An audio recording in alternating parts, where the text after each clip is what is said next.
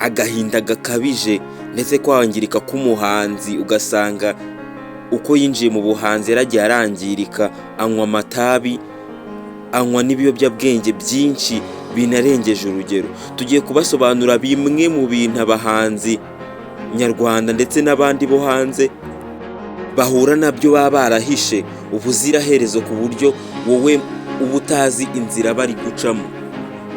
Amabanga amwe n'amwe y'abahanzi, ugasanga umuhanzi yarangiritse ariko ntumenye impamvu. Ngiye kubabwira bimwe mu bintu bitanu umuhanzi w'umunyarwanda ndetse n'abandi bagiye batandukanye bakunda guhisha. Bamwe na bamwe bakavuga ati uyu muntu ni umusitari, ndetse ukamubona yambaye neza ariko ntumenye biri behind, ibiri inyuma yiwe. Ni nabyo tugiye kubasobanurira aha ngaha muri kiganiro. Cya mbere, kora subscribe na share ukomeze udukurikire. Ikintu cya mbere, umusitari cyangwa se abasitari benshi bagitangira cyangwa se n'umusitari wagafashe akunda guhisha amikoro yiwe. Ushobora kumubona ku mbuga yambaye neza ndetse mu mavideo agaragara neza, ariko mu gikari, mu rugo ndetse no mu buzima busanzwe, icyo bita real life, ugasanga abayeho nabi.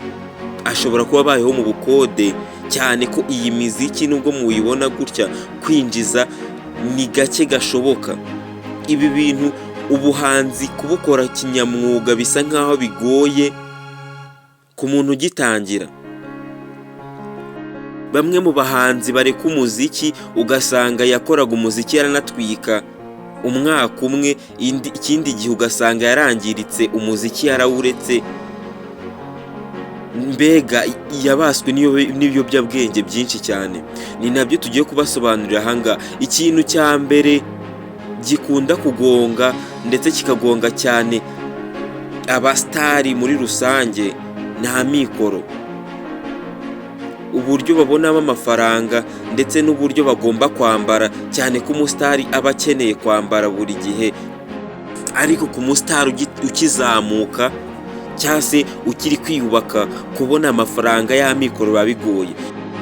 Abafana rero bagatekereza yuko umusitari wese ukimara kuzamuka, upcoming, amafaranga aba ari iryagwiriye.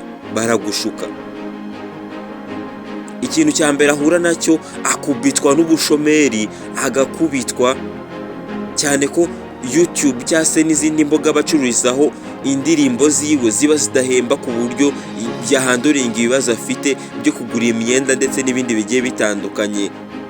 Agakora video z'indirimbo ndetse akanajya muri studio, ndetse agashobora kuba yanarya. Ni ibintu bigiye bitandukanye cyane, kuko ayo mafaranga aba ari menshi aba ari buze gukenera. Ikindi kintu cya kabiri abasitari ndetse n'abahanzi bakunze guhura nacyo muri rusange, ikintu cya kabiri, guhura n'umuhangayiko wo kubura abafana, wo kubura igikundiro. Icyo kintu kiragenda kikabazonga, ugasanga umusitari uko ari kugenda azamuka ndetse n'ukuntu ari kugenda amanuka, ugasanga ni ibintu bimwe biragenda bimustressa umunsi ku wundi. Aba arimo aravunika cyane mu mutwe, ugasanga ibibazo byinshi byamurenze. Ibyo rero biba bisaba kubanza kwitonda, ndetse hato na hato utajya mu bintu by'ibiyobyabwenge n'ibindi bigiye bitandukanye, kugira ngo ubashe kurwanya iyo stress. Ni nayo mpamvu abasitari benshi mujya mubona uba usanga ashobora kuza agakubita umwaka umwe cyangwa se imyaka ibiri ari mu muziki ahagaze neza, indi myaka yose ugasanga yarazimye because of nta management ndetse no kuba nta muntu umugira inama mu byo akora, ushobora kubanza kumuturisha. Wowe ushobora kumva ko baguhaye kuba umusitari ushobora kubimanaginga, nyamara nta gihe kinini ushobora kuhamara irenze byibuze amezi agera kuri 6, kuko icyo gihe ibintu byose uba ubifite, igikundiro ugifite, ukumva ko nta yindi gahunda ari ukuguhereza abakobwa, amafaranga ndetse n'inzoga, nta kindi kintu wiberamo udakora. Ni nabyo benshi bazira, ugasanga ahisa azima. Usanga abahanzi benshi bafite agahinda gakabije mu mitwe yabo, ariko ibyo bintu agomba kubiceceka kugira ngo hatagira umuntu umenya gahunda ziwe, ugasanga afite uburwayi bwo mu mutwe, depression nyinshi, umunaniro mwinshi mu mutwe, guhora yumva ko agomba guhangana, agakomeza gushakisha uburyo ashobora kurura abandi bafana hirya no hino. Kuba mu buzima bwa gisitari biravuna cyane cyane. Ibibazo byo mu miryango nabyo ni biri mu bintu bibavuna, uburwayi ndetse no gusanga nka famiye yabo ifite uburyo imwitezeho amikoro, amafaranga ndetse n'ibindi bigiye bitandukanye gufasha umuryango, ariko ugasanga kubihuza n'ibibazo afite birimo biramugora cyane, ariko ibyo agahitamo kubihisha bamwe mu basitari bagiye batandukanye cyangwa se abafana biwe. Ikindi kibazo cya gatanu bakunda guhisha kinakomeye cyane ni ikibera muri studio cyangwa se muri lebo abarizwamo, mu bajyanama ndetse n'abaproducer cyangwa se ba manager babo ku byo batumvikanyeho, ariko akaba ari ikintu bagomba guhisha abakunzi babo kugira ngo ibyo bintu batabimenya.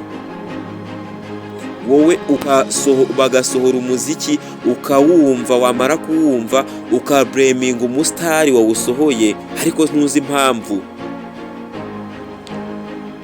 Umuhanzi aba ari ku gitutu cyinshi cyane cyo kuba yasohora indirimbo zigakundwa ndetse abashakisha ikintu cyatuma indirimbo ze zikundwa. Ibyo rero ni nabyo bituma kuba umusitari ari ikintu gisa nkaho gikomeye ndetse kinagoye cyane. Benshi mu basitari mugiye muzi mu Rwanda ndetse n'ahandi hanze, uba usanga 70% cyangwa se 80% bakunda kunywa ibiyobyabwenge. Benshi banywa bimwe mu biyobyabwenge harimo inzoga nyinshi ndetse n'amatabi menshi. Ibyo rero nta handi bituruka kugabanya, kumva ko bashobora kugabanya depression bafite mu mitwe yabo, ariko ibyo bintu ntabwo bibanza gushoboka. Bamwe mu basitari benshi mugiye muzi ndetse bamwe bajya no mu marihabu agiye atandukanye, musanzwe mubamenyereye cyane, ugasanga yagiye mu biyobyabwenge byinshi kubera depression, kubura fame cyangwa se kubura hiti mu ndirimbo nyinshi ari kugenda akora, ariko ibyo bintu abantu benshi ntabwo babasha kubitekerezaho ngo bamenye impamvu uwo musitari kunywa ibiyobyabwenge. Tugiye kugaruka ku mvune bahura nazo. Imvune bahura nazo, iya mbere ni ukubura isoko bacururizaho indirimbo zabo. Mu Rwanda kubona umuhanzi washyize indirimbo ye kuri platform ya YouTube cyangwa ku zindi mbuga zigiye zitandukanye akabona amafaranga ahagije, bisa nkaho bikigoye cyane, keretse wa muhanzi bamwe musanzwe mumenyereye. Bamwe mu bahanzi bakomeye harimo nka ba Bruce Melody, ba The Ben ndetse n'abandi bahanzi bagiye bakuze mu muziki, byibuze bamazemo nk'igihe kingana n'imyaka 10, ariko nabwo bakiri hit, nabwo bakiri top, bashobora kubona ibitaramo runaka. Aba bakizamuka bose ndamutse nkubwije ukuri wakumirwa. Nta kundi kuri njye nakubwira kurenze yuko ari inkubiswi. Uramutse urebye behind yabo, uramutse urebye inyuma yabo wakumirwa. Bamwe mu basitari batunzwe n'umwuga bakora wo kuririmba ni bashye cyane muri iki gihugu cy'u Rwanda. Benshi usanga bishinga kuba bashaka gutungwa n'umuziki wo mu Rwanda, ariko ntago byashoboka kuko icyo gihe abagiye kuba inkubiswe. Umuhanzi ukizamuka se cyangwa se utarabona management ihagije mu muziki ndetse ngo ubone ko akunzwe cyane hanze y'igihugu ndetse no kuba yanakundwa mu gihugu cyiwe, biracyamusaba ibintu byinshi. Ikintu cya mbere aba agomba kuba atunzwe nacyo ni ukuba afite akandi kazi hanze agomba gukora. Ntago umuziki wo mu Rwanda ushobora gutunga umuntu ndetse unamwishyurize bill zose zisabwa kugira ngo abe yabasha kuba umusitari wa danje, cyangwa se kuba yakomeza gushayininga nk'uko bimeze no mu buzima busanzwe, akagaragara neza. Uba usanga akenshi buri musitari wese agaragaza igice cyiwe kitari icya nyacyo. Mwari kumwe nanjye Mr Seki, twongeye dusubire mu kindi kiganiro.